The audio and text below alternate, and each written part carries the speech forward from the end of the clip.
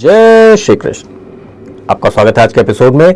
आज हम बात करने जा रहे हैं आपकी कुंडली के कारक, मारक और बाधक ग्रहों के बारे में। आपने ये तो सुना ही होगा कि शनि महाराज कुंडली में परेशानियां लेके आते हैं, तकलीफें लेके आते हैं। शनि की 7.5 के बारे में आपने सुना होगा। आपने ये सुना होगा कि गुरु ग्रह जहाँ पे दृष्टि डालते हैं वहाँ पे डिवाइन ब्लेसिंग मिलती है। लेकिन फिर भी जितने भी लोग हैं, अगर सिर्फ शनि महाराज ही प्रॉब्लम्स क्रिएट करते हैं तो फिर कुछ लोगों को नीलम पहनने से फायदा क्यों होता है, जो शनि महाराज का रत्न है। अगर गुरु ग्रह सभी के लिए अच्छे हों तो फिर हर एक इंसान पुखराज का रत्न क्यों नहीं पहन लेता। इसका जवाब अगर आपको चाहिए तो वो मिलता है आपकी कुंडली के कारक, मारक और बाधक ग्रहों का पता करने से। क्योंकि अगर कहा जाए गुरु ग्रह के बारे में तो ये नेचुरली तो एक अच्छा ग्रह है, लेकिन कई कुंडलियों में ये परेशानी के कारक भी बन जाते हैं। शनि जनरली परेशानियों का कारक माने जाते हैं, लेकिन कुछ कुंडलियों में ये करोड़पति बनाने के योग बना देते हैं। ये कैसे निकाला जाता है, यही हम आज के वीडियो में बताने वाले हैं। अब कुंडली का अगर हमें पूरा ज्ञान चाहिए तो उसके बेसिक्स हमें पता होने चाहिए। आज के टॉपिक के लिए जो जरूरी है वो मैं बता देता हूं। जैसे ये एक एग्जांपल कुंडली है, इसमें जो नंबर्स लिखे हुए हैं ये हाउस के नंबर्स हैं। ये हाउस के नंबर कभी नहीं बदलते। आपकी कुंडली हो, आपके पड़ोसी की कुंडली हो, विदेश में रहने वाले किसी इंसान की कुंडली हो, जो नंबर जहां लिखा है वही हाउस सबके लिए रहेगा। जहां नंबर 1 लिखा है वो फर्स्ट हाउस है, जहां 7 लिखा है वो 7th हाउस है, जहां 12th लिखा है वो 12th हाउस है। लेकिन आप कहोगे कि आपकी कुंडली में यहां पे अलग अलग नंबर्स लिखे हुए हैं, तो वो जो नंबर लिखे हैं वो हाउस के नंबर नहीं है, राशियों के नंबर हैं।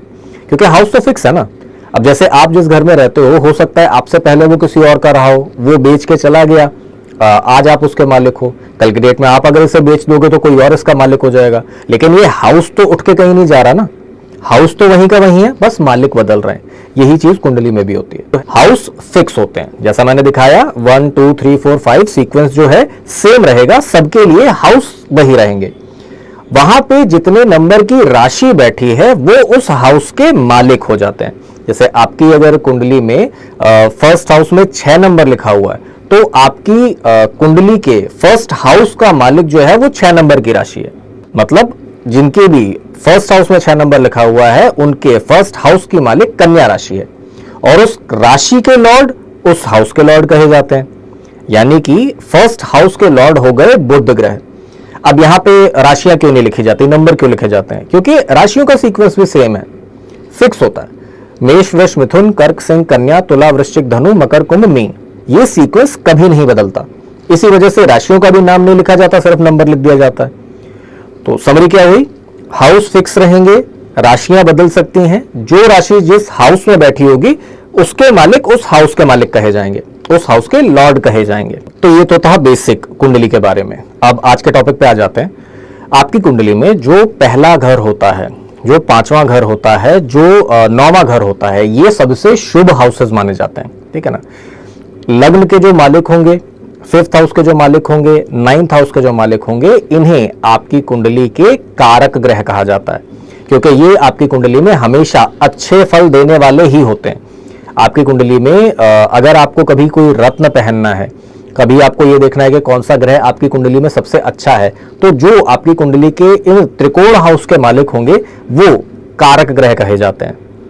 त्रिकोण के बाद में जो सबसे शुभ हाउसेस होते हैं किसी की कुंडली में वो होते हैं केंद्र के हाउसेस। मतलब पहला house, 4th house, 7th house और 10th हाउस। और मैंने जो आपको राशियों वाला चार्ट दिखाया था, इस चार्ट में अगर आप देखोगे तो कई ऐसे ग्रह हैं जिनके पास 2-2 राशियां हैं। हो सकता है कि जो आपके फर्स्ट हाउस के मालिक हो वही आपके 10th हाउस के भी मालिक हो सकता है जो 4th हाउस के मालिक हो वही आपके 5th हाउस के भी मालिक हो।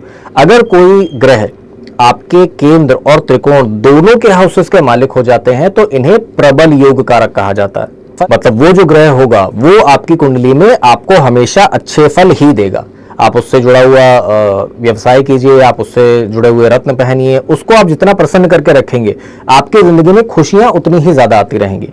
तो ये हो गए कि अगर त्रिकोण के हाउस के मालिक हो कोई तो वो योग कारक है, त्रिकोण और केंद्र दोनों का हो जाए तो प्रबल योग कारक है। अब आती है मारक ग्रहों की बात। आपकी कुंडली में जो 2nd हाउस होता है और जो 7th हाउस होता है इन्हें मारक ग्रह कहा जाता है। अब आप कहोगे कि सेकंड हाउस तो पैसे का भी होता है, जिनको भी थोड़ा बहुत कुंडली के बारे में आता हो कि सेकंड हाउस तो धन का हाउस माना जाता है, और सेवंथ हाउस को तो अभी हमने केंद्र का भी बताया था, फिर इन्हें मारक क्यों कहा जा रहा है? बेसिकली अगर आप एक कॉन्सेप्ट होता है ज्योतिष में भवत भावम का, ठीक है ना, उसके हिसाब से अगर देखा जाए तो कुंडली में जो 8th हाउस होता है इसे आयु का हाउस कहा जाता है, ठीक है ना। 3rd हाउस को भी आयु का हाउस कंसीडर किया जाता है, और आपकी कुंडली का जो 12th हाउस है इसे खर्चे का या व्यय का हाउस माना जाता है। तो जो आयु का हाउस है वहां से अगर हम गिनना चालू करेंगे तो आयु के हाउस से 12वां हाउस आयु को खर्च करने का हाउस हो गया। मतलब 8th हाउस से अगर हम गिनना चालू करेंगे तो उससे ठीक पहले वाला 7th हाउस जो है वो आयु को खत्म करने वाला, आयु को खर्च करने वाला हाउस होता है, इसलिए इसे मारक हाउस कहा जाता है। Same goes for second house, क्योंकि 3rd हाउस को भी आयु से जोड़ के देखा जाता है, तो क्योंकि सेकंड हाउस 3rd से 12वां आ रहा है, इस वजह से सेकंड हाउस और 7th हाउस को मारक हाउस माना जाता है। आपकी कुंडली में कभी भी अगर सेकंड हाउस के मालिक की महादशा अंतरदशा आएगी या 7th हाउस के मालिक की महादशा अंतरदशा आएगी, तो ऐसे में इंसान का स्वास्थ्य खराब होने के बहुत ज्यादा चांसेस होते हैं। यहाँ पे एक और बात भी है कि 7th हाउस या सेकंड हाउस के मालिक की महादशा के अंदर अगर 6th हाउस, 8th हाउस या 12th हाउस के मालिक की अंतरदशा आ जाए तो ये इंसान को कोई ना कोई नुकसान, कोई ना कोई परेशानी, तकलीफ, चोट, एक्सीडेंट देती ही देती है। तो अगर आपकी कुंडली में ये योग बन रहा है तो आपको उसके लिए जो भी उपाय हैं, दान पुण्य और जो चीजें पूजा पाठ वगैरह है वो जरूर कराना चाहिए, वरना ये आपके लिए काफी नुकसानदायक हो सकता है। सेम अगर 7th हाउस के महादशा में सेकंड हाउस की अंतरदशा आ जाए, सेकंड में 7th की आ जाए, तो भी ये काफी ज्यादा तकलीफ देने वाले हो जाते हैं। तो ये कारक और मारक ग्रह जो हैं ये तो फिर भी निकालना थोड़ा इजी होता है, क्योंकि हाउसेस के मालिक जो हैं वही आपके कारक हैं, हाउसेस के मालिक जो हैं वही आपके कारक हैं। लेकिन जब बाधक ग्रह निकालने की बात आती है तो उसमें थोड़ा सा कैलकुलेशन लगता है। बाधक ग्रह निकालने के लिए आपको बेसिकली राशियों के प्रकार पता होने चाहिए। राशियां 3 प्रकार की होती हैं, चर, स्थिर और द्वैस्वभाव।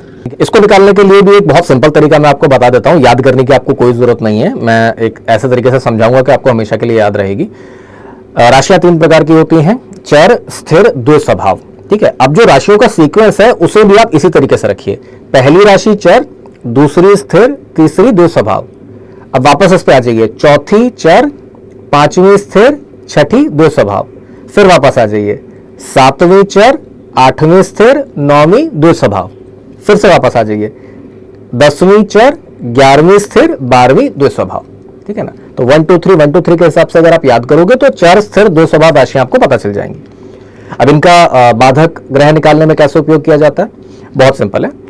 अगर आपके लग्न में जो फर्स्ट हाउस होता है उसे लग्न कहा जाता है, एसेंडेंट कहा जाता है, इसमें अगर चर राशि बैठी हुई है, मतलब 1, 4, 7 या 10 नंबर की राशि आपके लग्न में अगर बैठी हुई है तो आपके लिए बाधक हाउस होता है 11th हाउस। 11th हाउस का जो भी मालिक होगा वो ग्रह आपके लिए बाधक ग्रह है। उसकी जब भी दशा महादशा आएगी तो आपके काम रुकेंगे, परेशानियां होंगी, वो ग्रह आपकी लाइफ में परेशानियां क्रिएट करेगा। अगर आपकी स्थिर राशि है लग्न में, मतलब 2, 5, 8 या 11 है आपके लग्न में, तो आपके लिए जो बाधक हाउस हो जाता है वो हो जाता है 9th हाउस। 9th हाउस के जो मालिक होंगे वो आपकी कुंडली के बाधक ग्रह हैं, ठीक है ना। 9th हाउस के मालिक बाधक हो गए आपके लिए, आपकी लाइफ में परेशानियां लेके आएंगे, दिक्कतें लेके आएंगे। और लास्ट बच गई द्वैस्वभाव राशि, मतलब 3, 6, 9, 12 अगर आपके लग्न में लिखा हुआ है, ये राशियां आपके लग्न में अगर बैठी हुई हैं, तो जो 7th हाउस के मालिक हैं वो आपकी कुंडली के बाधक बन जाते हैं, ठीक है ना। तो सिंपल है, बहुत ज्यादा कॉम्प्लिकेटेड नहीं है, बस थोड़ी कैलकुलेशन इसमें करनी पड़ती है। आप पहले देख लीजिए कि आपकी कुंडली के लग्न में चर राशि है, स्थिर राशि है, द्वैस्वभाव राशि है, और उसी के हिसाब से आपने देख लिया, चर है तो 11th हाउस, स्थिर है तो 9th हाउस, द्वैस्वभाव है तो 7th हाउस। ये आपके बाधक ग्रह होते हैं। अब यहाँ पे भी ये चीज देखने वाली होती है कि जो भी आपकी कुंडली के बाधक ग्रह हैं, अगर उनकी महादशा आपके कुंडली में आ जाती है, तो अगर 6th, 8th और 12th हाउस के ग्रहों की अंतरदशा आई, 6th हाउस का स्वामी, 8th हाउस का स्वामी या 12th हाउस के स्वामी की अंतरदशा अगर आती है, तो ये आपके जिंदगी में परेशानी क्रिएट करते ही करते हैं। लेकिन यहीं पे एक अच्छी चीज भी होती है कि जो आपका बाधक ग्रह है, मतलब मान लीजिए जैसे अभी मैंने एग्जांपल लिया था, कन्या लग्न की कुंडली में 7th हाउस जो होता है उसका मालिक बाधक ग्रह बन जाता है। अब अगर जो मालिक बना है ठीक है ना, वो अपने हाउस से 6, 8 या 12 नंबर के हाउस में बैठ जाए तो इसकी जो बाधक क्षमता होती है वो कम हो जाती है, ये उतना ज्यादा परेशान नहीं करता। एग्जाम्पल, ये मीन कन्या लग्न की कुंडली है, ठीक है ना। 7 हाउस में अगर आप इसके देखोगे तो इसके 7th हाउस में 12 नंबर की राशि आ रही है, मतलब इनकी कुंडली में गुरु ग्रह बाधक हो गए। जैसा मैंने एपिसोड की शुरुआत में बताया था कि गुरु ग्रह सभी के लिए अच्छे नहीं होते। अब इनके लिए गुरु ग्रह जो है वो बाधक ग्रह है। जब भी गुरु ग्रह की महादशा आएगी, अंतर्दशा आएगी, इनको इनकी लाइफ में रुकावटें आने लगेंगी, परेशानियां आने लगेंगी। लेकिन अगर यही गुरु ग्रह 7th हाउस से 6th हाउस में बैठ जाएं, 1, 2, 3, 4, 5, 6 मतलब 12th हाउस में बैठ जाएं, तो ये उतने ज्यादा परेशानियां नहीं देंगे, ठीक है ना। 8वें हाउस में बैठ जाएं, मतलब 2nd हाउस में बैठ जाएं, तो उतनी ज्यादा परेशानियां नहीं देंगे।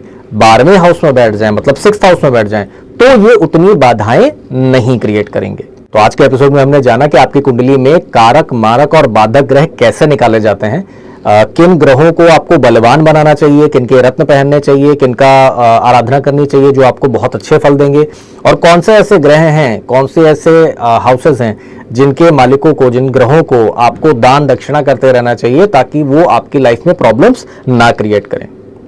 अब आज का एपिसोड हम यहीं तक रखेंगे, आपसे मिलेंगे अगले एपिसोड में। तब तक के लिए जय श्री कृष्ण।